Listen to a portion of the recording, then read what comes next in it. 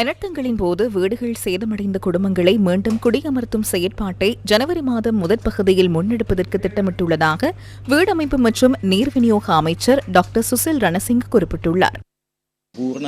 6200 வீடுகள் முழுமையாக சேதமடைந்துள்ளதாக அறிக்கை கிடைத்துள்ளது.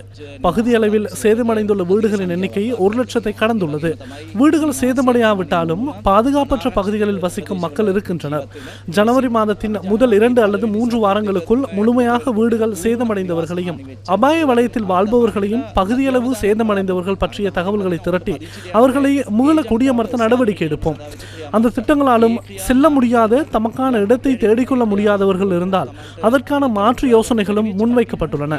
எனவே ஜனவரி மாதத்தின் முதல் 2 அல்லது 3 வாரங்களுக்குள் வீடுகள் சேதமடைந்துள்ளவர்களின் பிரச்சனையை தீர்க்க நாம் நம்புகின்றோம். அடுத்த கட்டமாக முழுமையாக வீடுகள் சேதமடைந்தவர்களுக்கு வீடுகள் கட்டும் விடயமாகும். இதற்கு சிறிது காலம் செல்லும். அதற்கான மாற்று வழிகளையும் நாம் முன்மொழிந்துள்ளோம்.